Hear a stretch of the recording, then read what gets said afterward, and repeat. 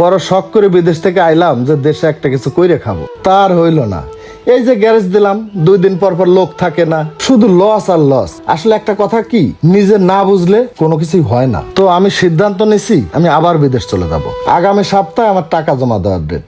তো আমার সম্পদ বলতে তো এখন এই গ্যারেজটাই আছে। এখন আগামী সপ্তাহের মধ্যে আমার এই গ্যারেজটা তুই বেচার ব্যবস্থা করে দে। তুই শর্ট টাইমে বিদেশ চলে যাবি, আবার বলে আগামী মাসে টাকা জমা দেওয়ার ডেট।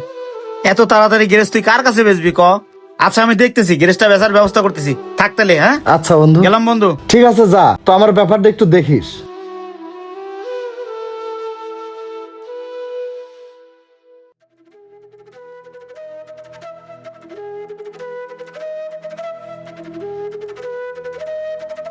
আসসালামু আলাইকুম ভাই। ওয়ালাইকুম সালাম। ভাই আপনি তো আমাকে চিনবেন না? জামগড়ে আমার একটা গ্যারেজ আছে, শুনলাম আপনি গ্যারেজটা নাকি আপনি সেল দিবেন। কি হিসাব কিতাব কি কিছু করছেন? কত টাকার মাল আছে? হ ভাই, আমার সব হিসাব করা আছে। এই যে খাতাটা দেখেন, তাইলেই বুঝতে পারবেন। কেমনি কি দাম কইতাছেন কম দেহি দেখলাম তো। ভাই, আমার অ্যাডভান্স সহ টোটাল খরচ গেছে এই দোকানে 50 লাখ টাকা। তো এখন তো আর আমি এই দোকান 50 লাখ টাকা বেচতে পারবো না। 35 লাখ টাকা হলে আমি আমার এই গ্যারেজটা ছাইড়ে দিব। শুনেন ভাই, আমি সরাসরি কথা বলতে পছন্দ করি। যদি 30 লাখ টাকা হয় তাহলে গ্যাসটা আপনি আমাকে দিতে পারেন। দেখেন ভাই, যদি হয় তাহলে ক্যাশ টাকাটা নিয়ে এসে কালকে আমি গ্যাসটা বুঝে নিব। আমার ইমার্জেন্সি টাকাও দরকার। ঠিক আছে ভাই, নেন। আচ্ছা ওই কথাই রইলো। আচ্ছা ভাই। আচ্ছা, আসসালামু আলাইকুম। ওয়ালাইকুম আসসালাম। লোকটা গ্যারেজটার দাম করে গেল 2 দিন আগে, এখন পর্যন্ত আসলো না। আমি ওনার নাম্বারটাও রাখলাম না। আমার আর সময় আছে হাতে মাত্র 2 দিন, মাথায় কাজ করতেছে না, কি যে করি। কিরে বন্ধু, কোনো কাস্টমার পাইলি? বন্ধু এত শর্ট টাইমে কাস্টমার পাওয়া যায়? এই সাথে করে একটা ছোট ভাই নিয়ে আইছি, দেখ করলে কথা কইয়া। তো চল ভিতরে বয়। রাস ভিতরে আসো। শোন বন্ধু, একটা কথাই আছে না, মানুষ কিনতে গেলে পাগল আর বেচতে গেলে ছাগল। তোর গ্যারেজের অবস্থা হচ্ছে তাই। অনেক কষ্টে তোর গ্যারেজের জন্য একটা কাস্টমার ধরে নিস, কত কি দাম কয় পোষেলে দিয়ে দে। ঠিক আছে ভাই, বলেন তাইলে। আপনার গ্যারেজ সম্বন্ধে নতুন করে বলতে হবে না, আপনার গ্যারেজ সম্বন্ধে আমি আগে থেকেই জানি, আর দাম সম্পর্কেও জানি। ভাই এই গ্যারেজ যদি আমি নিই, আমি আপনার সর্বোচ্চ 15 লাখ টাকা দিতে পারবো। কি বলেন ভাই, 50 লাখ টাকার গ্যারেজ মাত্র 15 লাখ টাকা? ভাই সবকিছু একটা বাজার দর আছে, আপনার গ্যারেজ আপনার কাছে 50 লাখ টাকা হইতে পারে, কিন্তু ভাই আমি সর্বোচ্চ 15 লাখ টাকা দিতে পারবো, হলে দিতে পারেন। বন্ধু তুই কিছু ক। বন্ধু আমি তোর বিপদটা বুঝতেছি, আমি তোর বন্ধু মানুষ, আমি বুঝি আমারও কিছু টাকা পয়সা দিয়ে তোর হেল্প করার দরকার ছিল, কিন্তু বন্ধু এই মুহূর্তে আমার হাত খালি, তাই তোর কোনো আমি হেল্প করতে পারতাছি না। এখন কম দামে দিয়ে দে, পরে বিদেশ গেলে তোর কামাইতে পারবি। দোস্ত, তুই তো জানিস আমি খুব বিপদে পড়ছি, বলে কয়ে আর কিছু নিয়ে দে না দোস্ত। আচ্ছা দাঁড়া, এই রাজ শোনো, 15 লাখ না, আর 2 লাখ দিয়ে দাও, 17 লাখ যাও। আরো 2 লাখ না? হ্যাঁ ওকে ভাই, আপনি বড় ভাই মানুষ, একটা আবদার রাখছেন। আচ্ছা 17 লাখই ফাইনাল নাকি? ঠিক আছে ভাই। ওকে ভাই, আচ্ছা আমি আপনার 2 লাখ ক্যাশ দিচ্ছি, আর আপনার অ্যাকাউন্ট নাম্বারটা দেন। হ্যাঁ দাঁড়ান, কি হলো, উনি এনেকে? এই গ্যারেজ আমার কাছে 30 লাখ টাকা বেচা কিনা হয়ে গেছে। এই চাচা, আপনি কি পাগল পাগল হয়ে গেছেন নাকি? এই গ্যারেজ অলরেডি ওনার সাথে আমার 17 লাখ টাকা ডিল হয়ে গেছে গা। আমি অলরেডি 3 লাখ টাকা ক্যাশ দিয়ে দিয়েছি। 17 লাখ টাকা দামের গ্যারেজ আপনি 30 লাখ টাকা কিভাবে বলেন? এই বেটা, এই গ্যারেজের দাম 30 লাখ টাকা আছে দেখে আমি 30 লাখ টাকা দাম বলছি। এই চাচা, এই গ্যারেজের দাম 30 লাখ থাক আর 50 লাখ থাক, ওই 17 লাখ টাকা দিয়ে গ্যারেজ কিনছে। গ্যারেজ কিনলে ওর কাছে আপনার কিনতে হইব। এই বেটা, এই তুই চুপ থাক। এটা আপনার বন্ধু না?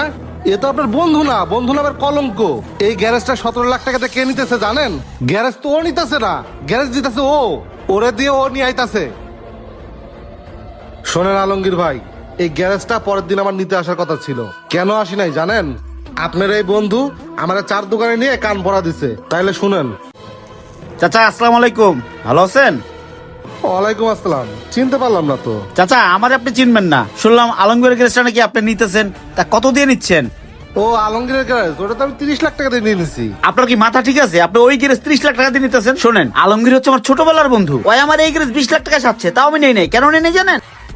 হায় রে কাকা, গ্যারেজের সামনে যে রাস্তাটা দেখছেন না, রাস্তার কাজ চলতেছে, ওই রাস্তা কিন্তু আপনার একবারে গ্যারেজ পর্যন্ত পাইয়ে দিব। তখন গ্যারেজের সামনে আর জায়গা থাকবো না, ওইখানে আর বাইকটাকে ওয়াশ করতে পারবেন না, আর ওই গ্যারেজের যে পার্টসপত্র সবই পুরান, লস খাবেন আপনি। শোনেন, আমি সবসময় সত্য কথা বলতে পছন্দ করি, আমি চাই না একটা লোক ঠইকা যাক, বোঝেন নাই? তাহলে তো বাবা আমি গ্যারেজ নিব না। এই তো চাচা, আপনি বুদ্ধিমান মানুষ, আপনার থেকে সহজ সরল মনে হইতাছে, এই জন্য আপনারা বাঁচাই দিলাম। থাকেন তাহলে, আসসালামু আলাইকুম। ওয়ালাইকুম আসসালাম। দিসি বেশ লাগায়া, এবার গ্যারেজ বেশ। শুনেন আলমগীর ভাই, এই বিষয়টা যখন আমি বুঝতে পারছি তখনই আমি সাথে সাথে চলে আসছি। এ যাবৎ আপনার দোকানে যতগুলো কাস্টমার আসছে সব কাস্টমার গুলোর ও ভাঙানি দিছে যাতে ও গ্যাসটা কম দামে নিতে পারে। ও তা আস্ত একটা হারামি, সামান্য কটা টাকার লোভ সামলাতে পারলো না। শুনেন ভাই, সবসময় শুনছি বন্ধু বন্ধুর বিপদে থাকে, এ আপনার কেমন বন্ধু? যাই হোক, আপনার তো ঘাবড়ায়েন না। এই নেন 30 লাখ টাকার চেক, কালকে আমি আইসে গ্যাসটা বুঝে দিব।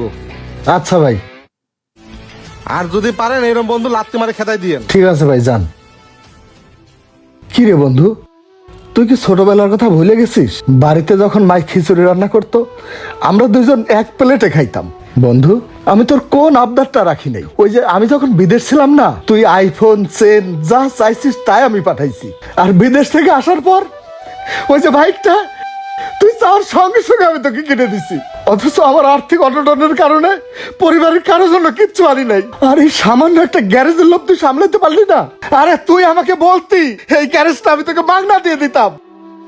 বন্ধুরে, আরে বন্ধুত্বকে এইভাবে অপমান করতে হয় না রে বন্ধু। তোর মতো বেইমান যেন কারো বন্ধু না হয়। তুই যা যা, তুই বের হ আমার গ্যারেজ থেকে।